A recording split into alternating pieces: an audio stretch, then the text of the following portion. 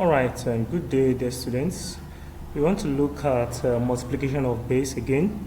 In the previous video we've talked about how to add and subtract number bases. But this time around let's look at how the bases are multiplied. Let's look at some examples. Remember the rule. The rule remains the same.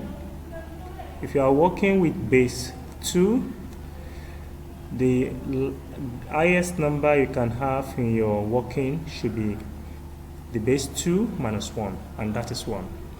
So let's look at how it goes. This is 11 base 2 to multiply 11 base 2. So we will start the usual way we do multiplication with normal numbers. Thousands and numbers in base 10. 1 times 1 is 1. 1. This 1 times the other one there is still 1. Then I'm starting with the second one at the below, the one on the left. 1 times 1, that's 1. Remember that if you are doing the multiplication in the second row, you need to leave a space at the extreme right. That's what I'm doing right now. Then 1 times 1, that's 1. So now that I'm here, the next thing is to add them up. 1 plus nothing is 1. I can write it in as much as it has not gone against the rule. The next, 1 plus 1 is 2, but 2 is already above 1, so we have to divide by 2. So this will give us 1 remainder 0. So remember, we will write the remainder and keep the other number. So I'm going to write 0 here and keep 1. So 1 plus 1, that's 2. I'll do the same thing. I divide by 2 again. Again, it will give me 1 remainder 0. I'll write the remainder and keep the other number. So I write 0, the remainder, and keep the other number. But there is no other column to add this number to, so I'll just repeat it. So at the end of the day, I have this, but the whole number is in base 2. So take note of this example. The multiplication here is happening with numbers of the same base. So take note of that. It can follow other formats like this. This is another example. Now, again, these bases are the same, okay? But we are working with base 4. So the rule applicable, you remember, is that the base minus 1, that's 3. That will be the maximum number we should expect. So let's do the multiplication now. 1, 2, 3 to multiply 22, both in base 4.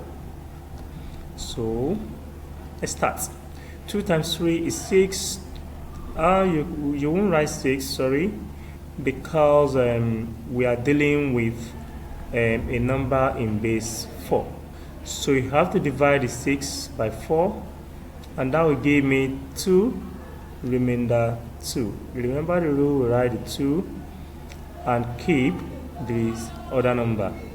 So I'm going to write 2 here, that is 2, and keep the 2.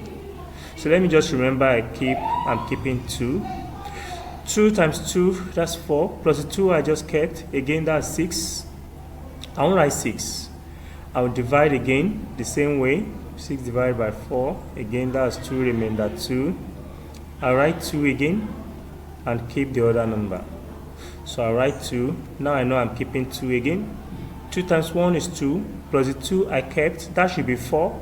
But remember, the maximum number should be 3.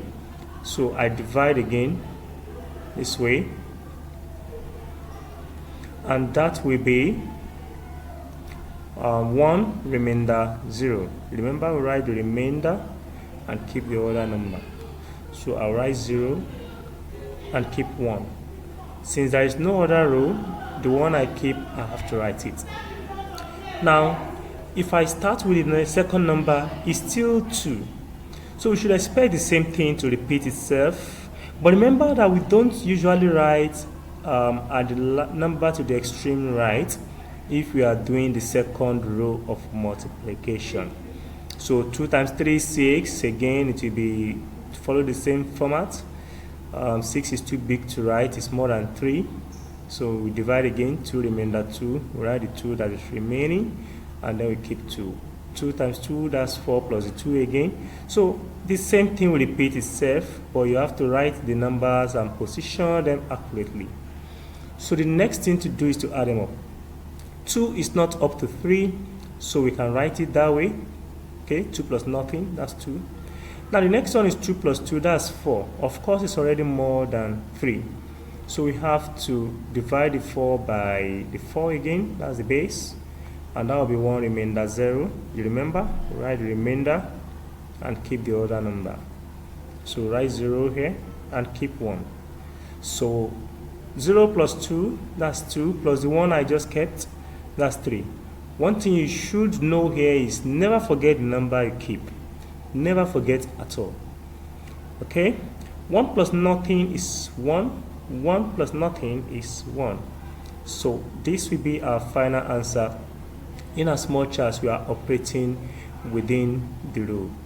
I hope this makes some sense here. Let's go to exercise 3. Now, this time around, we are looking at different bases. These bases are not the same. So how do we solve a question like this? If the intention is to, if your answer is meant to be in base 10, how do you solve this? The first thing you need to know is 14 is in base 6, so you have to take it to base 10. And 12 is in base 3, you have to take it to base 10.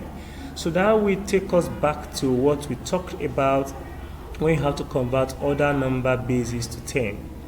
You remember the rule? This is what we are going to apply now. The rule is from the back, you number from 0, you are increasing it by 1 and 1. This is also 0. This is also 0 and 1. So then we start from the left to the right. 1 times the base, which is 6, raised to the power on top of 1, that's 1, plus the second number, 4 times the base, raised to the power we just wrote on top, that's 0. That will give me 6 raised to power 1 times 1, that's 6, plus, remember that any number or letter raised to the power of 0 is 1, so 4 times 1 is 4. So this is 10. To the next number, 1 times 3, since I'm working with base 3, raised to the number I wrote on top there, that's 1, plus 2 times 3, raised to the power I wrote on top there, and that's 0. 0. So, remember something? Remember that any number raised to the power of 0 is 1. I hope you remember that.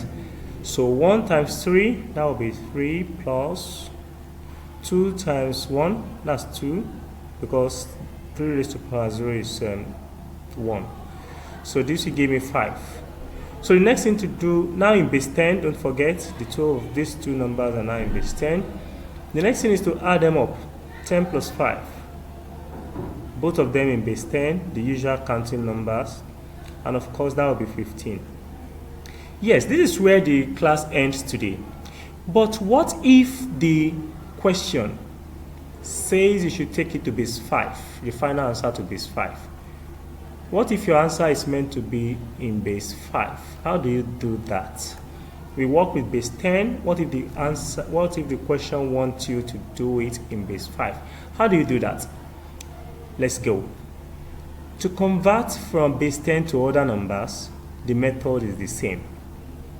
You remember, we have to go this way, go the straight line. So, and then because we are taking it to base 5, you go this way, use 5. So 5 divided 15, that would give us 3. Remainder nothing, that's 0. Again, you use 5. If 5 should divide 3, of course, it's not possible. It's not going to work, so that's 0, and the 3 will still remain. So you have to then start writing your number from lower level to the higher level. So that means your final answer will be 3, 0 if it has to be base 5. So please take note of these possibilities.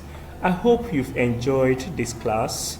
There will be questions to answer. Please try out exercises that will be sent. Do have a nice day. Bye.